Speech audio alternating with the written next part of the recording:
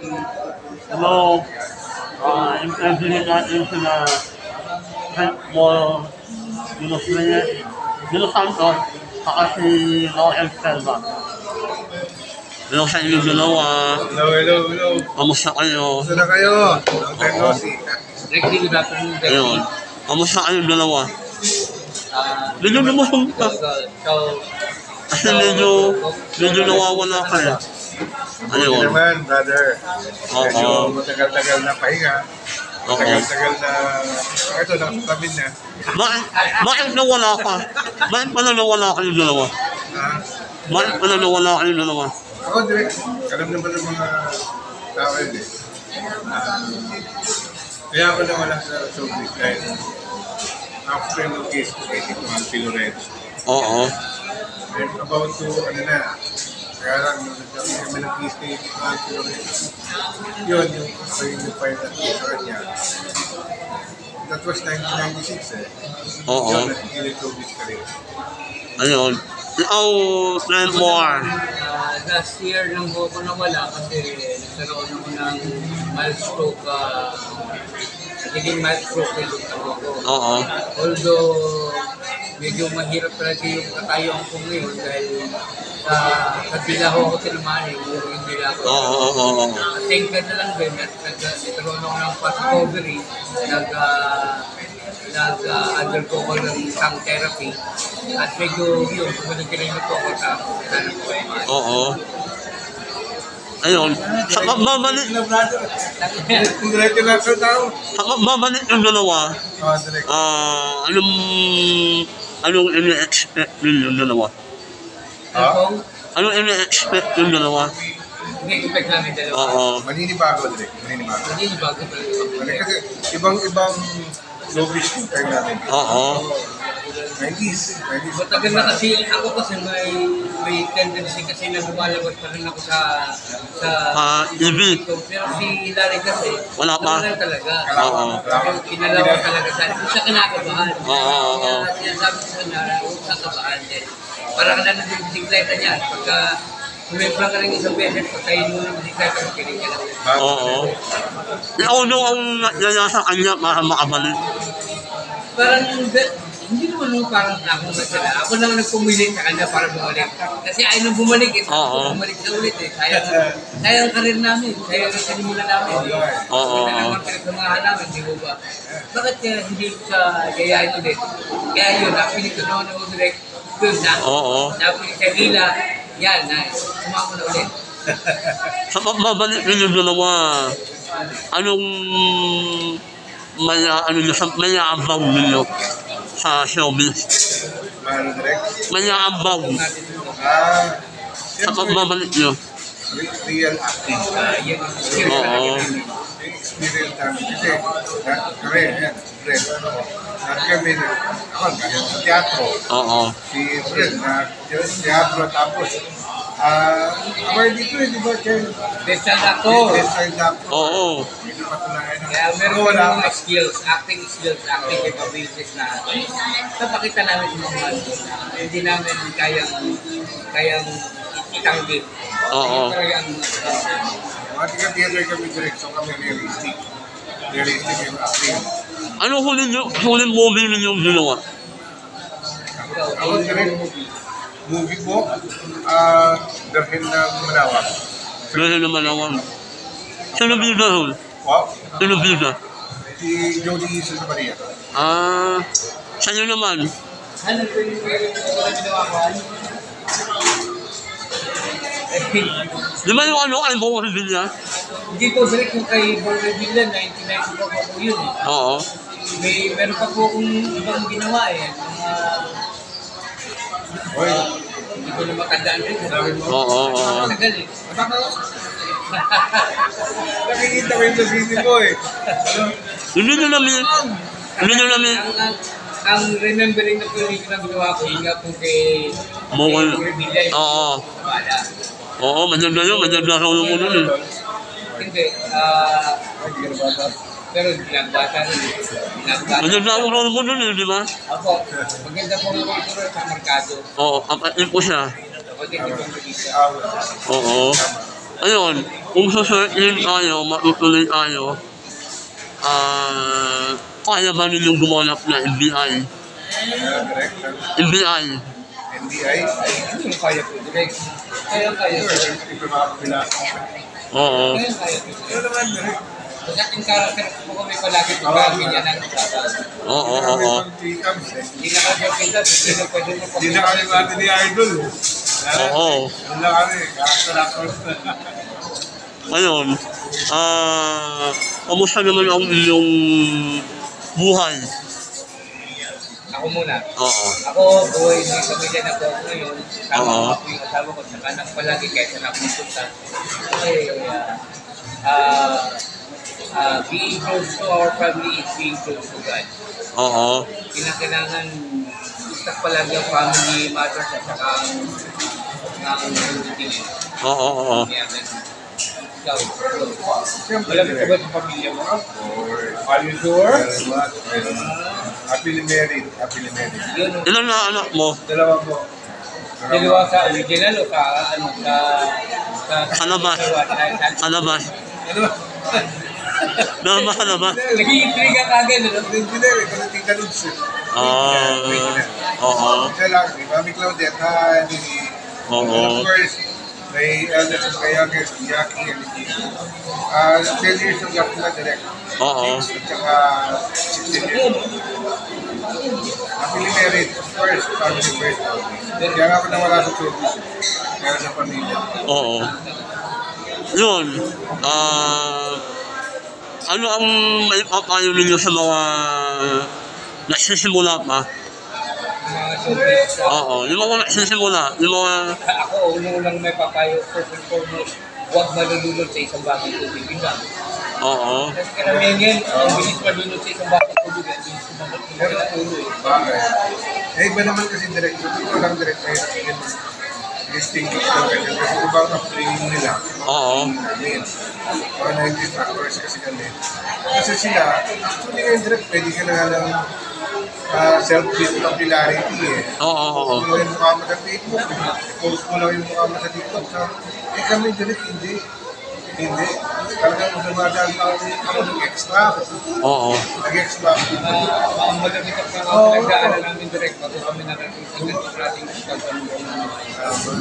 Oo. Hindi ako sa kanila, naglalakad ka. Hindi na yung Tito Jerry, Richard Pila, kadala na yun. Oo. Richard Pila, kaya hindi nagpapalong sa akin yun eh. At saka kami, di ba, iba yung ambience namin. Kami doon ang popularity pinag-ikirapan. Pero ngayon, Ngayon, wala. Ngayon, social media na eh. uso na ang online. Oh, Uso na ang mga gadget. gadgets. Oo, di ba? Social media. Oo. Uso na. Social media, may mga self-build popularity. Sumayaw-sayaw ka lang. Oo. At nag-viral. TikTok. Pag nag-viral lang yung isang video mo, pwede ka nang nilalaman. Oo. Celebrity. Ang sarap pa talagang panahon namin na Pinaghihirapan. namin ng Nahihirapan natin. At ibang kaso, paghihirap. Oo. Sabi na, abla. Wala. Well, totoo yun. Pero, just the reality. may mga palakad-lakad ka lang muna. Oo. TF mo, 200. TF mo, 200. Wala. Oo, ganun. Hanggang sa magkakita ka. Alam mo naman sa taping, katuloy. Karapan mo siya, jeep eh. Oo. Jeep, diba? Kaya ka nagsena mo, call time mo, alas 5. Pinapawasan pa ng alas 5 naman sa nila. Mahirap, no? Hirapan talaga. Oo. Naghihirapan mo para makilala ka ng director, saka ng mga staff mo. Siyempre, nag-legman. Oo. Kailangan, matuto kami kasama. May kasama. Ayun. Anong masasabi niyo sa mga mga artista kayo na sumali sa isang podcast artista ano masasabi niyo sa mga yun? Ay, Kamukha ni Ivana Alawin, di ba? Si Ivana. Nakilala lang yun sa... marami pa silang pala nakakainin. Oo. Sa gano'n ng sitwasyon. Wala. Napakahirap ng mga artista ngayon. Oo. Hindi madali na madali na maging popular dahil sa mga ano nga yan, mga content na yan. Oo. Pero kung pagiging artista, pagiging popular, madali lang. Oo. Pagiging artista, Artista. Kasi nila artistic talaga. Yung meron yung type of art. No? pero hindi talaga yung fully verified na pagiging artista talaga. Mahirap yan. Mahirap i-absorb. Oo. Kasi kami direct si Eddie Fred. Theater yan. Ako nag-theater ako. Di ba nagsimula kayo sa ano? UP. Kay Sir Tony Mabesa. Oo. Enemy of the people. Nagawa ko sa kanya way back 1990. That was the time na nag-discover ako ng Situante Lorenzo. Oo. So lahat kami nag-workshop. Sila Carlo Musle sa Tulgi. Carlo, sila Alas Fidelino. Ano yung hindi niyo makakalimutan sa showbiz? Hindi niyo makakalimutan. Ako siguro when Go for the God Entertainment time, yung panahon pa lang sa God Entertainment. Oo. Kaya nga daw ko na, hindi ko makakalimutan sa kami. Broadway. Opo. Bakit kasi lumuha sa tao? Oo. Iba't ibang tao.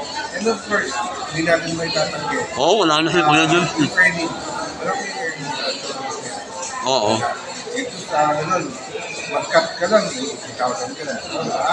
Cut ka lang ng reward. Pag pinapadala kami nun, nag-isipir sa Pampanga, magkakatanda naman lang kami nun dito si Jeff. Gonzales. Magkakat lang kami na sa may Pampanga, reward, 80,000. Oo. Kaya na-inis na nakilala, mga laki. Hindi man makakalimutan talaga yun. Tsaka, masaya. Basta masaya ang showbiz doon. Oo. Ngayon, Ngayon medyo malungkot pa rin kasi konti na lang ang kita eh. Konti na lang ang racket, hindi ka tulad dati na nag-umapaw ang racket. Dito medyo pigil ang mga racketista. Oo. Mga racket, medyo matumal. Kaya medyo malungkot na. noon maraming racket. Doon madami racket, medyo masaya pa. Ay, ba talaga direct? Yung kalawin, buti buhay pa si Tita Christy. Ay, Oo. Tita Christy, ay nailam. Sana naalala mo pa ako. Yung buhay pa sila Tito Arfin, ba talaga? Sila Tita Luz. Diba? Ay, nag-ibig na. Kuya James. Doon naalala ko ba talaga? Masaya talaga sila direct. Maling rasa, sarap sa tapos. Oo. Kasi mga nakasagdala sa showbiz. Sarap sa tapos. Mga dati.